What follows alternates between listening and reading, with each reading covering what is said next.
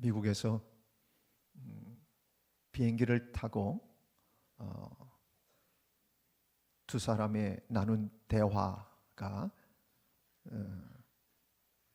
선교 책자에 실려 있던 것을 제가 인용을 해서 여러분에게 좀 말씀을 드립니다. 두 사람이 앉아서 대화를 나누면서 옆자리에 앉았으니까 어디까지 가십니까? 그렇게 얘기를 했죠. 뭐 때문에 가십니까? 저희 아버님, 저희 회사가, 아버님이 하시는 회사가 사업이 지점이 여기저기 있는데 오늘 그것 때문에 그쪽에 이 비행기를 탔습니다. 그러면서 자랑을 하더래요. 그래서 여기도 있고 여기도 지점이 있고 그렇게 해서 사업이 대단한 것을 한 젊은이가 얘기를 하더래요. 그 얘기를 가만히 듣고 있던 옆에 앉았던 이분이 이렇게 얘기를 했답니다. 저희 아버님도 사업을 하는데요. 그러십니까? 근데 저희 아버님은 5대양 6대주의 모든 지점들을 다 갖고 계십니다. 그러니까 이 사람이 자랑을 하다가 깜짝 놀라서 물어보더랍니다. 무슨 사업을 하십니까? 네, 저희 아버님은 복음 구원 사업을 하시는 하나님이십니다. 그렇게 대답을 했대. 선교사님이 그렇게 대답을 했답니다. 하나님은 위대한 사업가이시죠. 특별히 사업이 얼마나 방대한지 몰라요. 질병관리본부도 있는 것 같아요.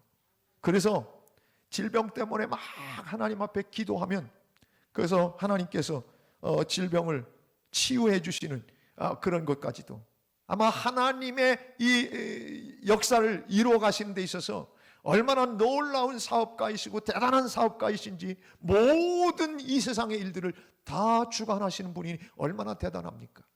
여러분, 우리나라의 제일 기업을 얘기하면 삼성이라고 얘기하겠죠. 삼성이 아닌 분들도 이해를 하십시오. 그냥 삼성이라고 얘기를 보통 하니까. 삼성이 주력 사업이 있습니다. 제가 알기는 IT 산업이 이 삼성에서는 굉장히 신경 쓰는 사업이에요. 그러면 여러분 어떻습니까? 이 삼성그룹의 메인 사업이 이 IT 산업이라고 할 것 같으면 오늘 하나님의 나라, 하나님이 경영하시는 이 사업에 하나님께서 가장 메인 핵심으로 두고 계시는 분야는 어딜까? 그것은 영혼 구원입니다. 그래서 영혼 구령 사업, 영혼을 건져내는 이 사업이 하나님 나라의 핵심, 우리에게 축복을 주시고 은혜를 주시고 뭐 그런 것들도 사업이긴 하지만은 그러나 가장 중요한 사업은 우리의 영혼을 건져내시는 사업이 최고의 사업인 줄로 믿습니다. 그런데 하나님이 이 사업에 우리를 동반자, 동역자로 세우셨다는 겁니다. 고린도전서 3장 9절을 보면 우리는 하나님의 동역자들이요 이렇게 말합니다. 영어로는 코워커입니다. 같이 일하는 사람입니다. 사업의 파트너입니다. 당신의 사업에 우리를 동역자로 세워 당신이 스스로도 하실 수 있는 일을 우리 인생들에게 맡겨서 너희들이 해라. 여러분 어떻습니까? 영혼 구원받는 구형 사업, 여러분이 어느 날 갑자기 예수님이 믿고 싶어져서 교회 나오셨습니까? 어느 날 갑자기 교회 가야지 하고 여러분들이 교회를 찾아 나오셨습니까? 아닙니다. 대부분의 사람들이 어떤 계기가 있어서 그래서 마음이 공허하고 그리고 갈피를 잡지 못할 때 누군가 복음을 전해줬고 그렇게 예수 믿으라고 하면 핍박하던 그 사람을 위해 온 식구들이 그리고 많은 중보자들이 같이 기도하면서 어느 날 그의 마음을 성령이 움직이셔서 교회에 나올 수 있도록 기회를 주셔서 우리가 이 자리에 와 있는 거 아닙니까? 그러니까 하나님은 당신의 일을 동역자인 우리를 통해서 영혼을 구원하는 일들 가장 중요한 사업을 펼쳐나가고 계신 거죠. 오늘 20절 본문을 보면 20절에 이렇게 말씀을 하고 있습니다. 음식으로 말미암아 하나님의 사업을 무너지게 하지 말라. 이 무너지게 하지 말라 영어로는 디스트로이입니다. 파괴시키는 겁니다. 하나님의 사업이 잘 돼야 되는데 별것도 아닌 음식 문제 때문에 하나님의 사업이, 하나님의 일이, 하나님의 그 계획이 무너지게 해서는 안 된다고 하는 것입니다. 다시 말해서 이 이야기는 무슨 얘기냐면 하나님이 하시는 사업에 가장 중요한 하나님이 뭘 원하시는지를 깨닫고 그 일들을 너희들이 추구하며 살아야 되는데, 하나님의 마음하고 다른 그런 방향으로 하나님의 사업을 무너뜨리는 일이 있어서는 안 된다. 뭡니까? 음식 문제 때문에 하나님의 사람들, 영혼 구원을 받아야 되는 이 사람들이 하나님의 그 은혜 속에 들어오지 못하도록 그렇게 시험거리를 주는 일들을 해서는 안 된다. 이게 로마서에 나온 배경입니다. 좀 더 바꿔서 얘기할까요? 이 이야기는 이런 얘기입니다. 하나님의 나라는 먹는 것과 마시는 것이 아니요, 성령 안에서, 성령 안에 있는 의와 평강과 희락이라. 너희들은 별거 아닌 것 때문에 막 실갱이하고 이게 옳은 거다, 이게 아닌 거다 그러지만은, 하나님의 나라는 그것이 아니라 성령이 계셔서 그 안에서 의로움과 반듯함과 그리고 평화와 그리고 우리 속에 기쁨이 솟는 것, 이게 바로 하나님 나라의 특징이다, 이렇게 말씀하신 거예요. 조금 더 바꿔서 얘기하면 비본질적인 거 가지고 하나님의 나라 본질을 훼손하는 일이 있어서는 안 된다, 이렇게 주께서 말씀하고 계시는 겁니다. 그런데 우리는 뜻하지 않게 하나님의 그 나라를 훼손시키고 하나님의 나라를 망가뜨리고 하나님의 나라를 무너뜨리게 하는 일들이 교회와 그리스도인들을 통해서 종종 나타난다는 것이죠. 로마 교회가 그랬던 것처럼 별것도 아닌 문제, 죽고 사는 문제가 아니고 영혼을 건져내는 정말 절박한 일도 아닌데도 불구하고 자기의 경험, 자기가 알고 있는 그런 지식, 나의 신앙의 스타일, 내가 배워온 그 마음의 결정들로 인해서 다른 사람들을 무시하고 비난했을 때에 오늘 그 마음에 연약한 사람들이 시험거리가 되고 믿음으로 자라지 못하는 그런 잘못된 일들이 로마 교회에 벌어지고 있더라는 이야기입니다.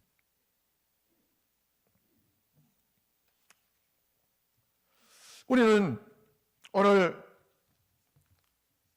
본문 말씀의 뒷부분에 볼 것 같으면 20절 뒷부분에 이런 얘기를 해주고 있는 걸 보게 되죠.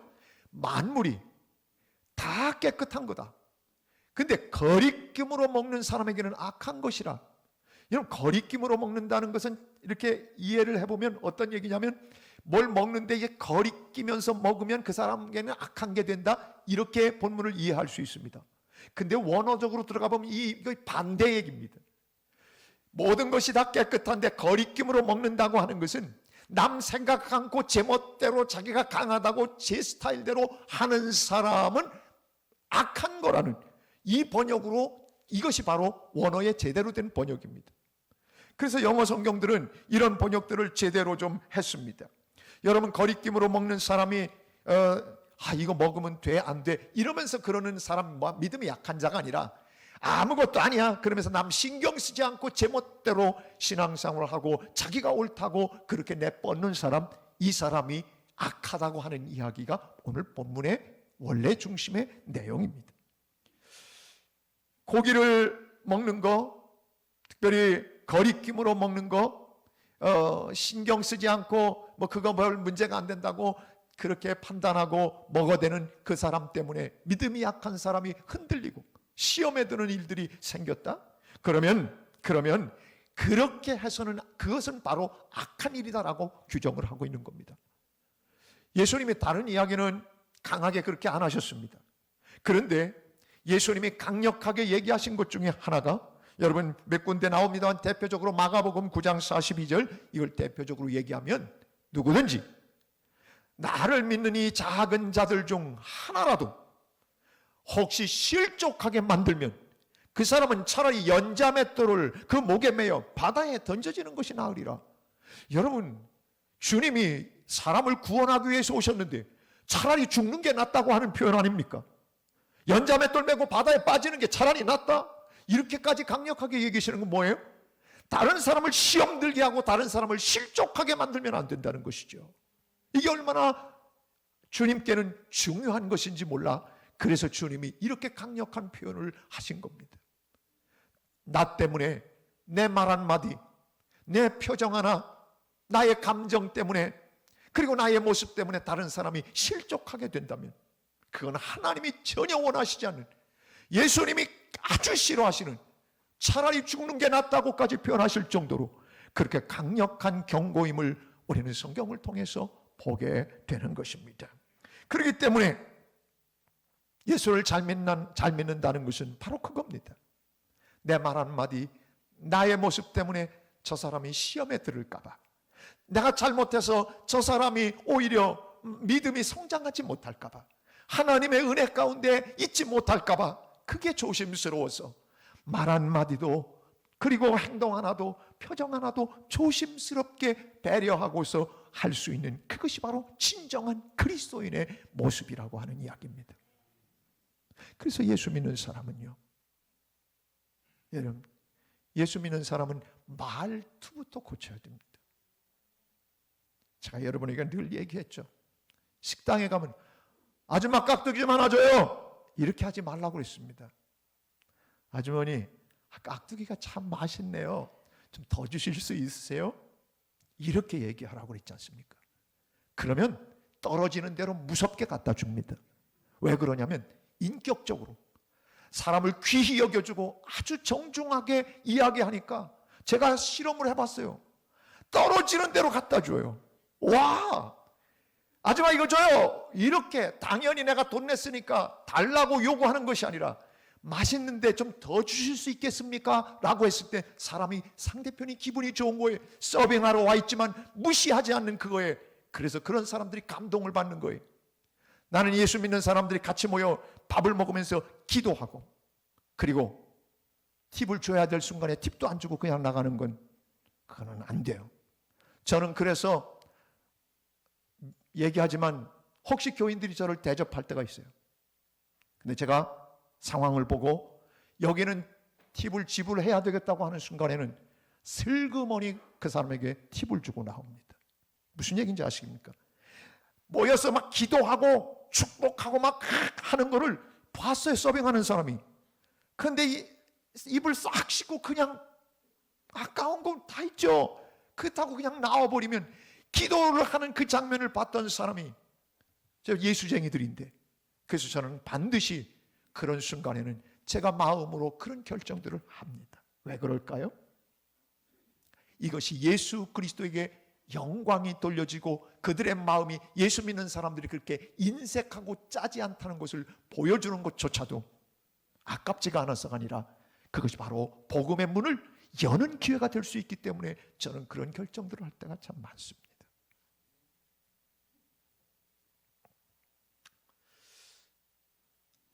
다른 사람을 배려하지 않는 것, 다른 사람에 대해서 신경 쓰지 않는 것, 그건 내 자유야.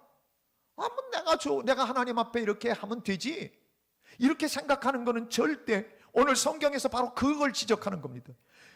자기들은 믿음이 있어서 얼마든지 먹을 수 있었다는 거예요. 그런데 남이 그걸 봤을 때 시험에 들고 실족하게 될 것 같으면 안 먹어야 된다는 거죠.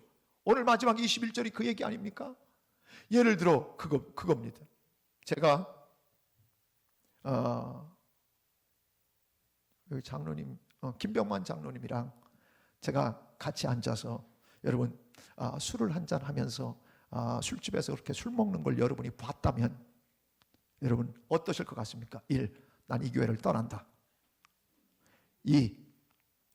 그래도 그냥 꾹 참는다. 3. 마음으로 봤다가 어느 날 회의 때 공개적으로 터뜨린다. 4.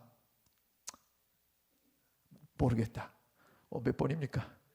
여러분 손 안 드는 거 보니까 목사님이 술을 마시든 안 마시든 저는 괜찮습니다. 우리 교인들이 이렇게 착해요. 이렇게. 근데요, 만약에 김 장로님하고 내가 그러고 있는 걸 여러분이 봤다면 아마 우리 교인들이, 아마 많은 사람들이 시험에 들 겁니다. 바꿔서 얘기하는 게 뭐예요? 내 신앙으로는 그게 괜찮아요. 나 얼마든지 은혜 가운데 그래도 살 수 있어요. 그래도 남이 그걸 봤을 때의 시험거리가 된다면 하지 않아야 된다는 거예요. 21절 다시 한번 읽어볼까요? 바로 그거예요. 고기도 먹지 아니하고 포도주도 마시지 아니하고 무엇이든지 내 형제로 거리끼게 하는 일을 아니함이 아름다우니라. 안 하는 것이 아름답다는 것이에요. 남에게 걸릴 것이 있으면 안 걸리게 해야 옳은 거라는 거죠. 이 아름다운이라고 하는 단어는 칼론이라고 하는 단어입니다. 이 단어 속에는 어떤 의미가 포함되냐면 하나님을 기쁘시게 할 만하다, 그런 뜻입니다. 하나님이 어떤 사람을 기뻐하시는 줄 압니까? 남을 배려하고 다른 사람 시험 들까봐 내 행동과 내 모습을 조심하고 하는 사람, 이게 하나님께 기쁨이 되고 영광이 되어진다는 이야기예요.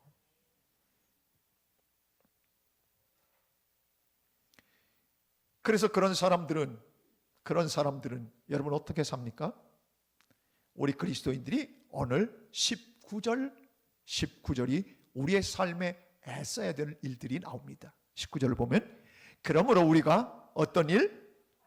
화평하는 일, 또 하나 서로 덕을 세우는 일을 힘쓰나니.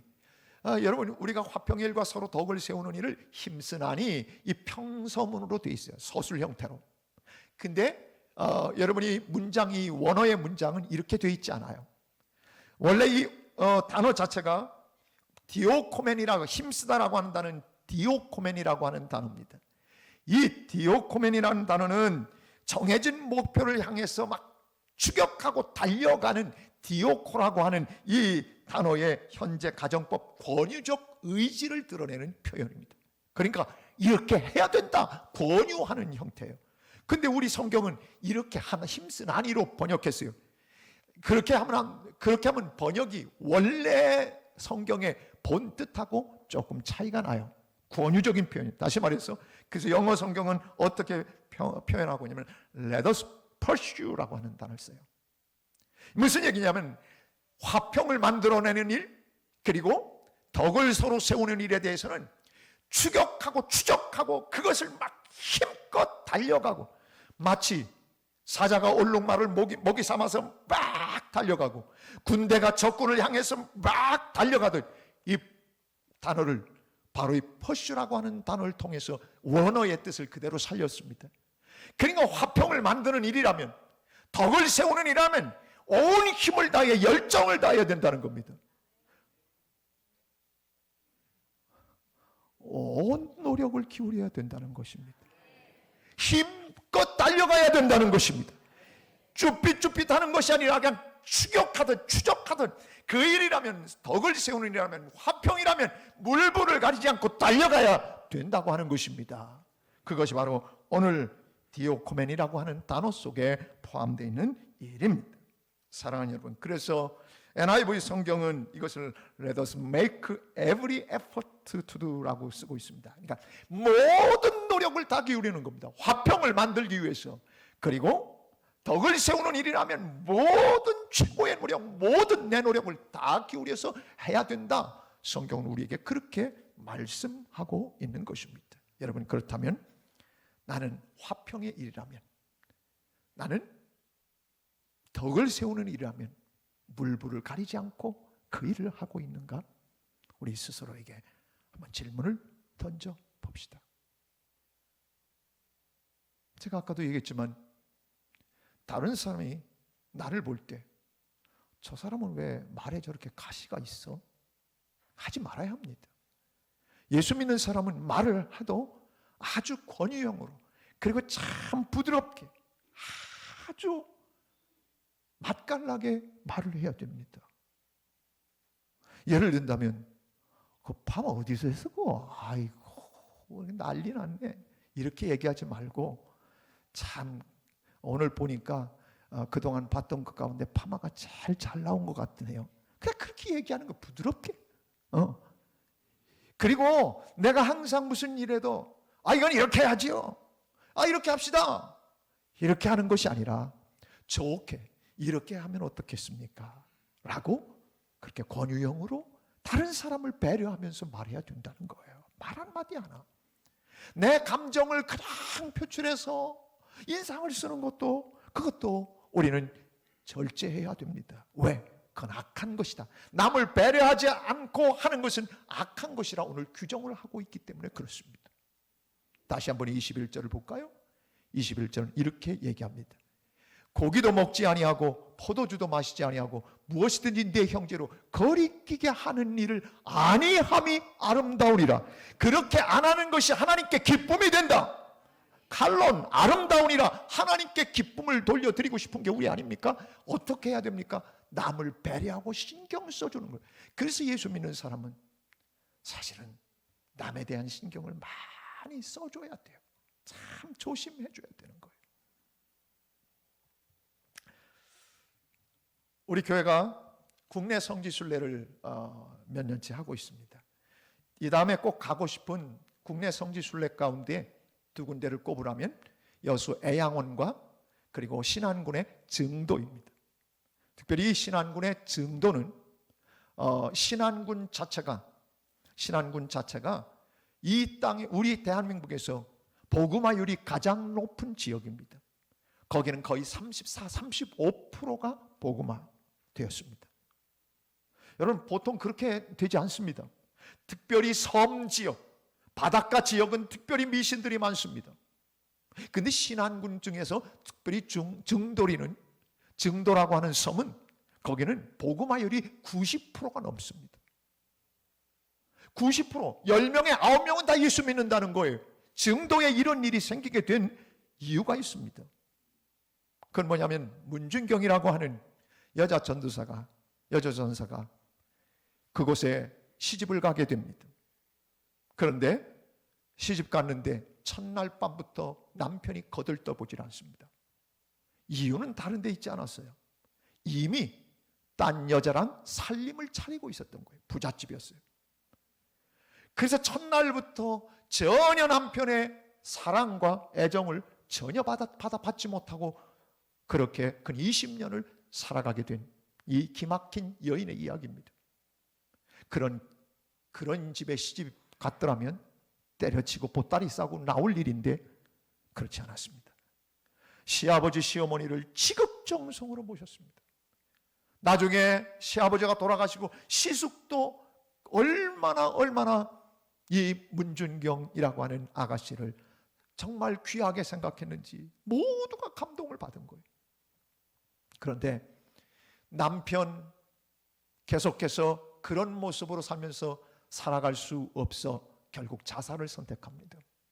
그런데 자살을 선택하다가 두려움이 밀려와 바다에 빠져들어가다가 다시 나오고 몇 차례 자살을 시도하다가 실패로 끝났는데 그런데 어느 날 자기 또래의 어떤 정숙한 부인으로부터 예수 그리스도를 소개받습니다.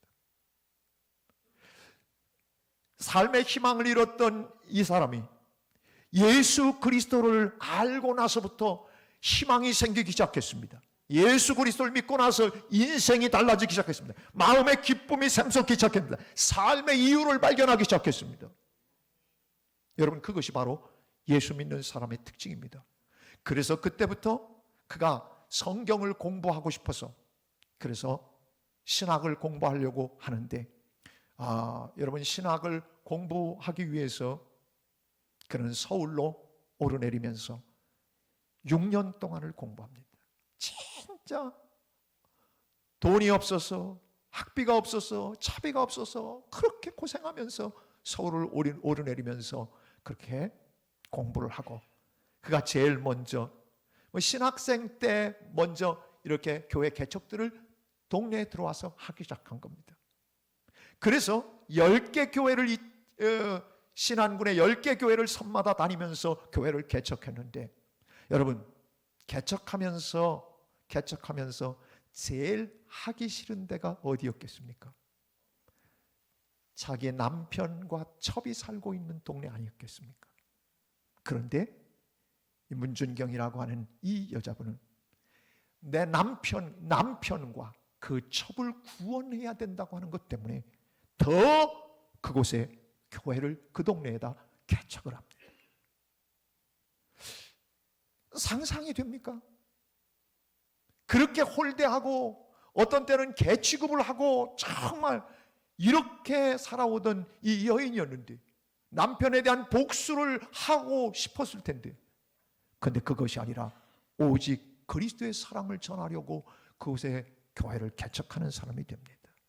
그래서 10개 교회를 개척하고 증도라고 하는 이 교회가 그렇게 오래되기도 했지만은 그때부터 예수 믿는 사람들이 온 동네에 90% 넘는 복음화율을 자랑하는 동네가 됩니다. 왜 그랬을까요? 그의 효심, 그의 그 아름다운 섬김, 그 아름다운 모습이요, 모든 사람들에게 칭찬이 자자해서 복음의 문이 열리기 시작한 거였죠.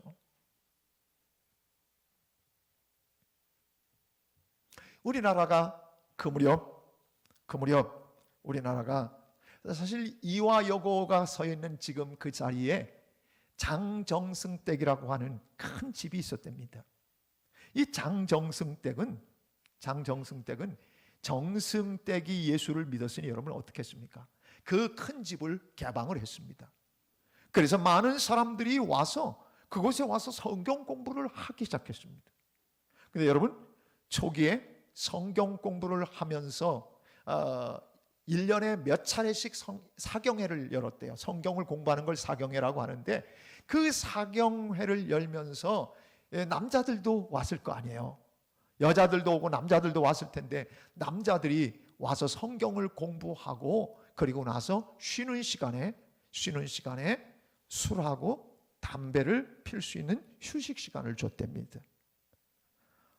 되게 행복한 교회였던 것 같아요. 그런데 하루에도 네 차례 휴식 시간에 같이 모여서 술도 먹고 그리고 담배도 폈답니다. 이게 처음에 우리나라 현실이었어요. 그래갖고 남자들이 허리춤에 곰방대, 담뱃대를 가지고 와서 성경을 공부하고 그리고 휴식 시간에 담배를 말아갖고 곰방대를 피웠다는 거죠. 엄청 은혜스러운 그런 분위기였을 것 같습니다. 근데 그 당시에 우리나라가 일본의 압제하에 있기도 하고 막 그 을사보호 조약 그 이전 그 무렵에 얼마나 사람들이 시름시름 이 한스러우니까 술과 담배를 그렇게 가까이 했는지 모릅니다.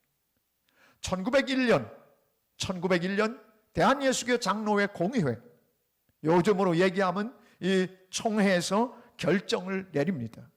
뭐라고 결정을 내리냐면 신앙생활 지침 7가지 강령. 그래서 첫 번째가 예배 출석을 철저히 해야 된다.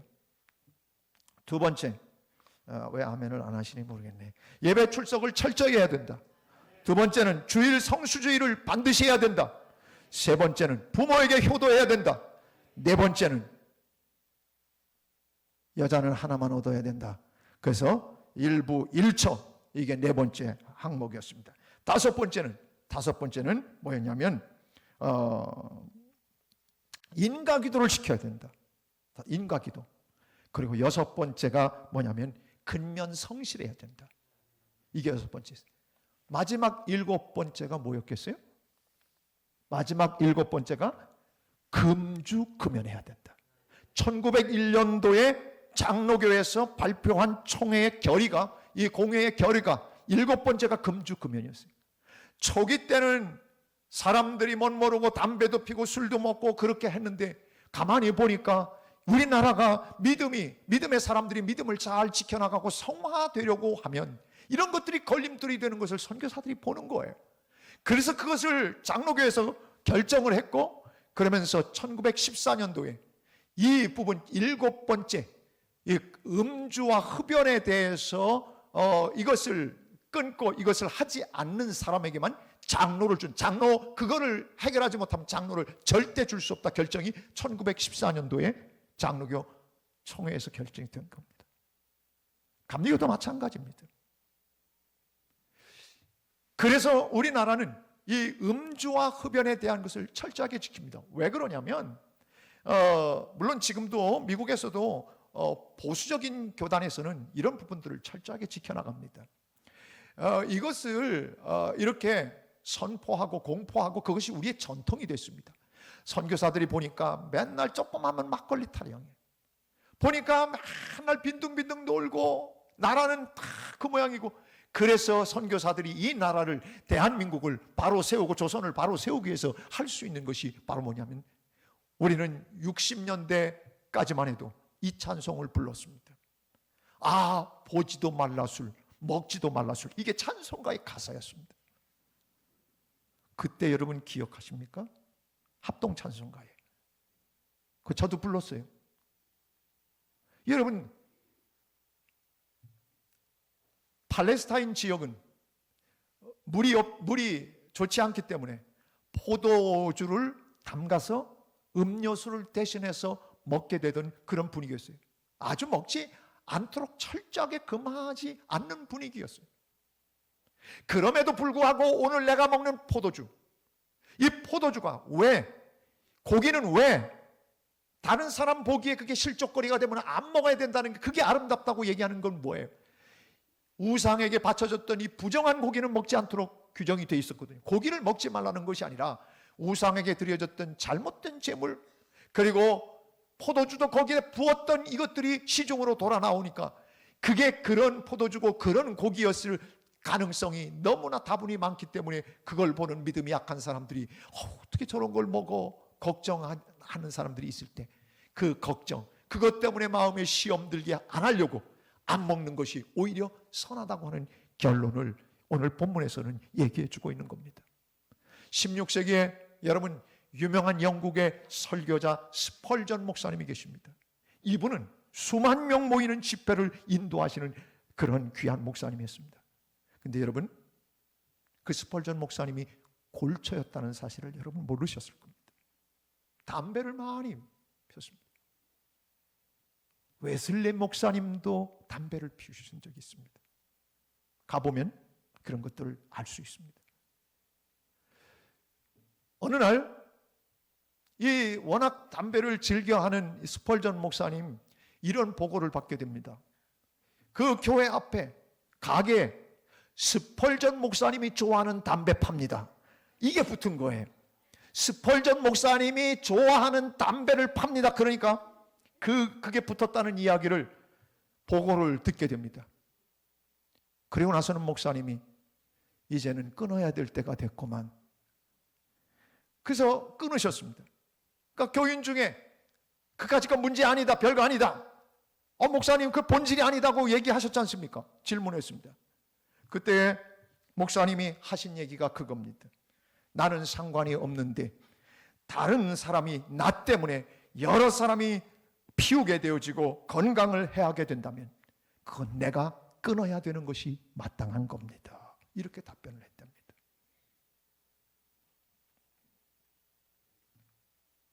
무엇이 옳은가 그른가가 아니라 그것 때문에 다른 사람이 실족하게 될까 봐 그게 염려가 되고 그게 걱정이 된다면 당연히 그리스도인으로서 안 하는 것이 마땅하다고 스펄전 목사님이 이야기해 주신 것입니다. 여러분, 이만큼 그리스도인들은 남을 배려하며 살아야 합니다. 예수님이 얼마나 우리를 배려하셨습니까? 우리의 구원을 위해 하늘 보좌를 버리시고 이 땅에 내려오셔서 그래서 자신의 모든 것을 내어주셨습니다. 권리 있었어요. 자유 있었어요. 그분은 모든 권세를 가지고 계셨어요. 그럼에도 불구하고 우리의 구원을 위해 당신의 모든 즐거움을 포기하셨어요. 이게 그리스도의 정신입니다.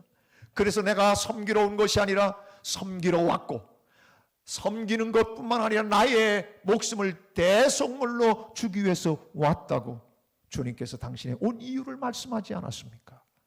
오늘 나의 말 한마디, 나의 행동 하나가 다른 사람들을 실족하게 할 수 있다면 스톱, 안 한다는 것, 그것이 아름답고, 오늘 성경에서는 그것이 칼론, 하나님 앞에 기쁨이 되어드리는 것이다, 하나님이 기뻐하실 만한 일이다 라고 21절은 결론을 내리고 있는 것입니다.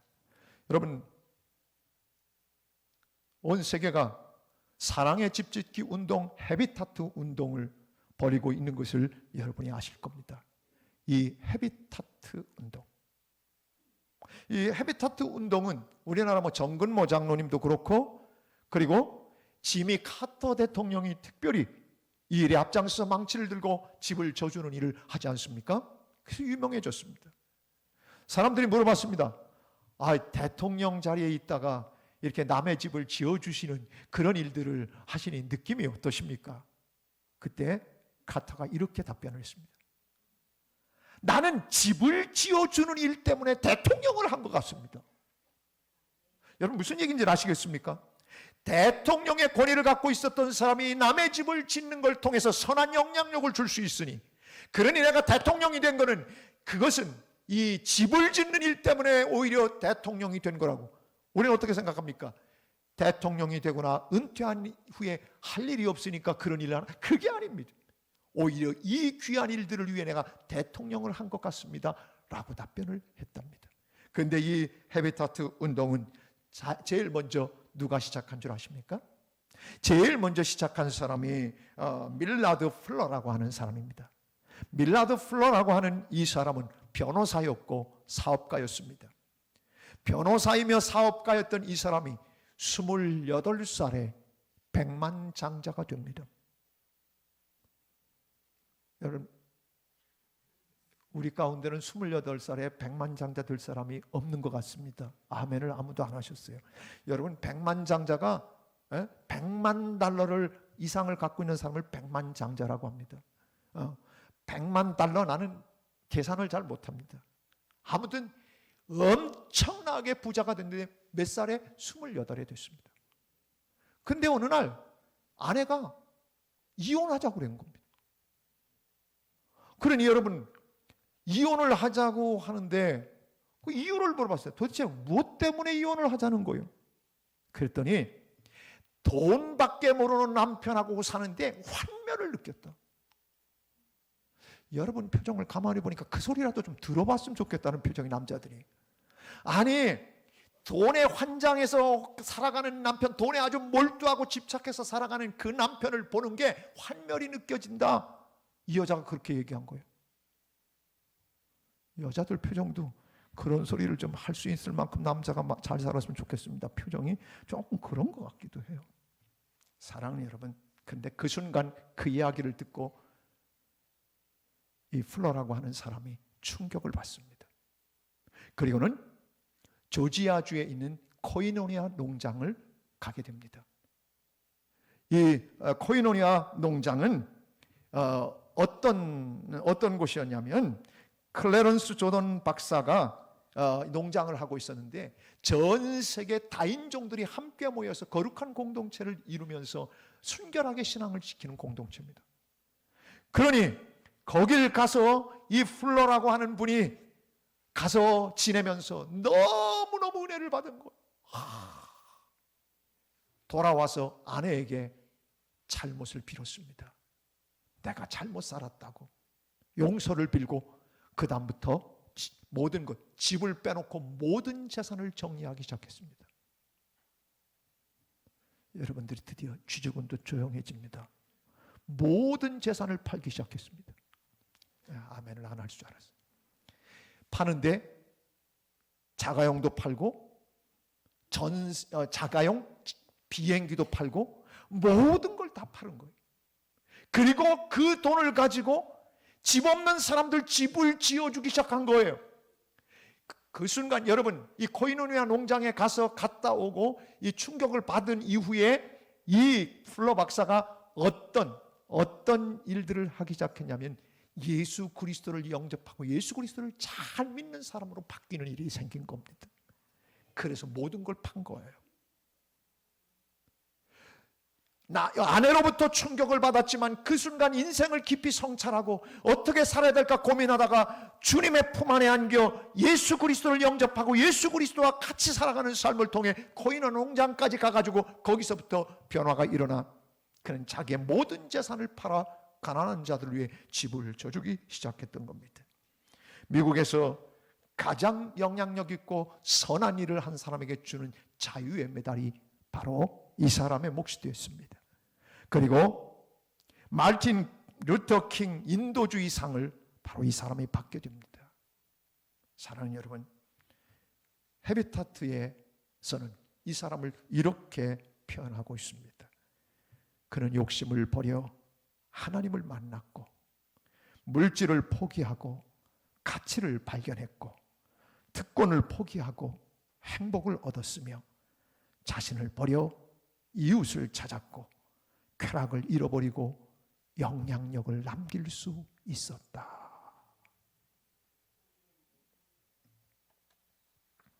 사랑하는 여러분, 우리는 하나님의 사업에 혹여라도 조금이라도 무너지게 하는 일을 해서는 안 됩니다. 하나님의 사업, 다시 말해서 영혼을 구원하고 그 사람이 믿음으로 성장하는 일을 훼손시킨다면 하나님을 기쁘시게 할 수 있는 것이 아닙니다. 그래서 먹을 수 있는데도 고기 안 먹고, 그래서 포도주 먹을 수 있는데도 안 먹고, 다른 사람을 실족하지 않게 하려고 그렇게 거리끼는 일들을 안 하는 것이 선하고 아름답다, 주님께 기쁨이 되어진다고 오늘 본문은 분명하게 우리에게 말해주고 있습니다. 때때로 우리는 내 생각과 내 고집과 나의 주관과 내 신앙의 스타일이 최고라고 고집하며 나아갑니다. 그건 주님이 원하시는 것이 아닙니다. 본질을 놓치지 말고 비본질적인 것. 어느 교회에서는 성전을 건축하고 커튼 색깔 때문에 교회가 나눠졌답니다. 그게 본질입니까? 커튼 색깔을 뭘 하면 어떻습니까? 내가 강단에 이 퍼플과 그레이 둘 중 그거 선택하는 것 때문에 나눠진 교회는 얘기를 들어봤는데, 이번에 자료를 보다 보니까 커튼 색깔 때문에 나눠진 교회도 있답니다. 그런 교회는 커튼 교회 이렇게 붙여야 되겠죠. 본질적인 거 아닙니다. 뭐 하면 어떻습니까? 무슨 색깔로 커튼을 하면 어떻습니까? 제단에 무슨 색깔이면 어떻습니까? 내가 알고 내가 경험하고 내가 갖고 있는 지식이 가장 옳은 것이라고 주장하는 때는 다른 사람에게는 상처가 될 수 있다는 사실을 오늘 본문은 이야기합니다. 그래서 남을 배려하는 자리에 이르러야 한다. 그게 주님의 기쁨이 되는 동역자라고 오늘 성경은 규정하고 있습니다. 이 시대에 넉넉한 그리스도인들이 되십시오. 쪼잔한 그리스도인들이 아니라 넉넉한 그리스도인들이 되십시오. 하나님의 사업을 무너뜨리는 자가 아니라 하나님의 사업을 흥왕하게 하고 일어나게 하는 중심에 멋지게 쓰임받는 동역자들이 되십시오. 우리를 그래서 부르셨습니다. 그게 바로 주님께 기쁨이 되어드리는 주님의 멋진 사업의 파트너 동반자입니다. 오늘 그 일들의 주인공들로 여러분들이 항상 쓰임받는 삶의 현장이 되기를 주님의 이름으로 다시 한번 축복합니다.